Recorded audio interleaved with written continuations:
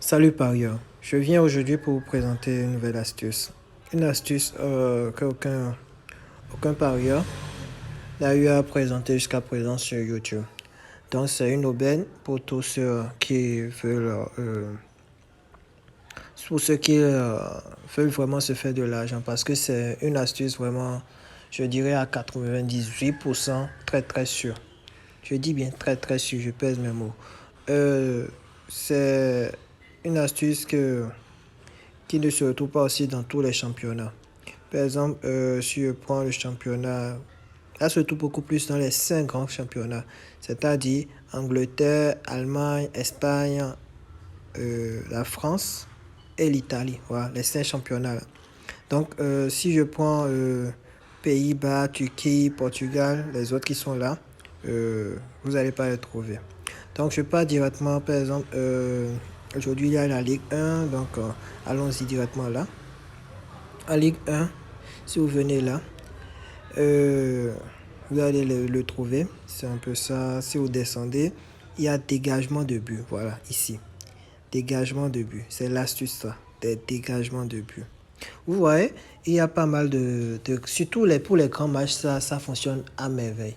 Mais pour les matchs, comment je vais dire, des clubs moyens, c'est un peu difficile. Par exemple, si je prends là, euh, comment je dirais, tac, tac, tac, tac, voilà, PSG, Angers. PSG, Angers, par exemple, c'est un grand club, le PSG, et Angers n'est pas aussi un grand club que ça. Donc là, par exemple, si on va, par exemple, au niveau de dégagement de but, on sait déjà que le PSG va beaucoup plus tirer.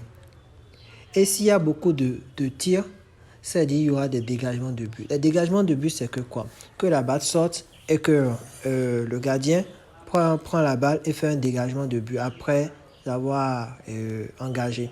C'est genre engagé après que la balle est sortie, soit sortie, pardon. Quand la balle est sortie, pas pour les corners surtout, que la balle sorte pour, comment je vais dire, euh, que quelqu'un contre la balle sorte ou bien que une frappe dévissée ou je sais pas trop, n'importe lequel, tout ça là.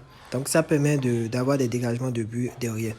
Donc les dégagements de but, très souvent, ce que moi je fais, pour, pour tout un match, on a très souvent pour les grands matchs, comme je l'ai dit, un grand club et un moyen ou un petit club, il y a toujours au moins je dis bien, 11,5. Là, 11,5. 11,5 dégagement, pardon, 1,5 dégagement par match.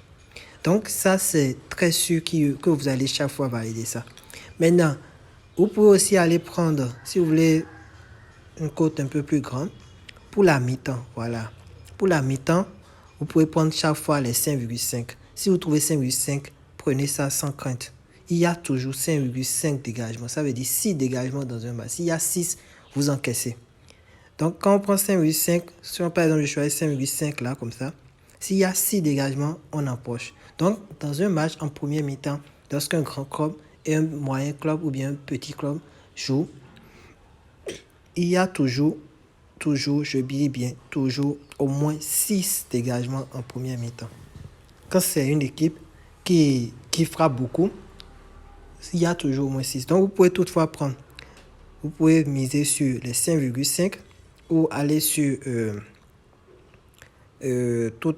Quand vous voyez dégagement de but, quand on met dégagement de but tout simplement comme ça, c'est pour dire c'est pour tout le match. Maintenant, quand on met dégagement de but première mi-temps, ça veut dire pour la première mi-temps et il y a aussi pour la deuxième mi-temps, un peu du genre. Donc, c'est l'astuce que je tenais à partager. C'est une astuce très très sûre, je dis. Ça marche à 98%. J'ai déjà eu à faire assez de gains avec ça. Donc, sur ce, je vous laisse. Bonne suite à vous. Merci d'avoir regardé la vidéo. Surtout, n'oubliez pas de vous abonner.